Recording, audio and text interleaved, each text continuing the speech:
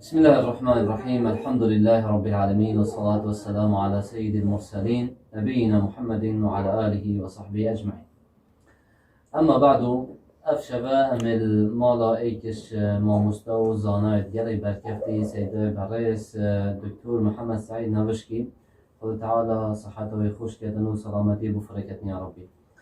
الفيرجي مدفتن بوهوا إيكش هوالة توي نزيك ديار بكين كو سيدة ملا أحمد خدا تعالى بارزتن إيكش هوالة توي يت نزيك بو جلا إجارة الجلا يبوينا وبتريا وقت خود جلا يبوران ديا. بدهم حسكن سيدة ما ديار كتم سيدة تشكن ديار سيدة نياسية وهوا شو فايدة شيء كودو كدياو هوا شو أحوالنا يكودو كر. الحمد لله وصلى الله وسلم على رسول الله وعلى آله وصحبه ومن والاه. ازو سيداش نوتو هشتي ورای گودت نیاسین وما گلک بیرهاتنت خجیل گلک هی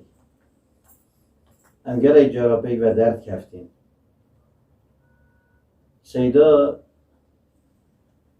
ايكش نعمتت مازنك ورب العالمين قال خلقه دهوكي كري چونكي همي ظانين يان همه علوما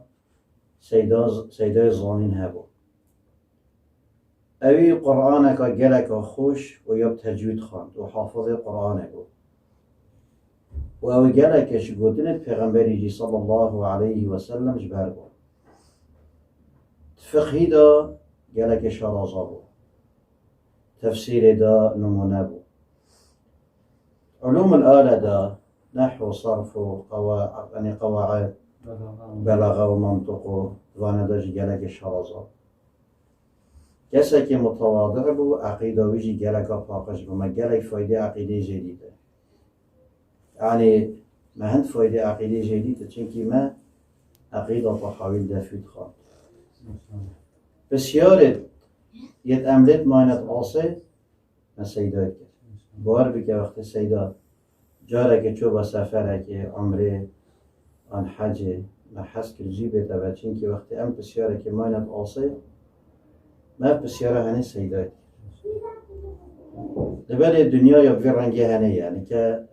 صحت سیدا یا تک شد و اوه شاهنه هر وکیل مهمیات چنکی ام گرگت به هر شی نسبه قدر رب العالمین ویرم داخوازش همی بسرمانت کن که دعا بکن جاره کدی رب العالمین صحت آوی ساخرانیوی جاره کدی ببزارین تر ما گرگ و گرگ فایده سیدای دیتی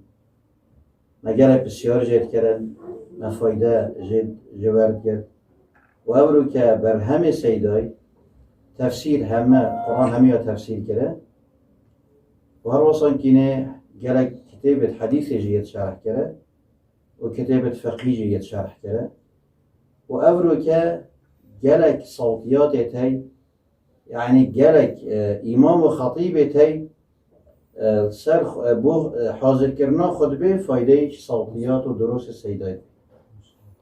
ام دعاش رب العالمين كرب العالمين جارك هذه شفاء كعاجب وفريك صحة وبزورين تلفا واخر دعوانا الحمد لله رب العالمين.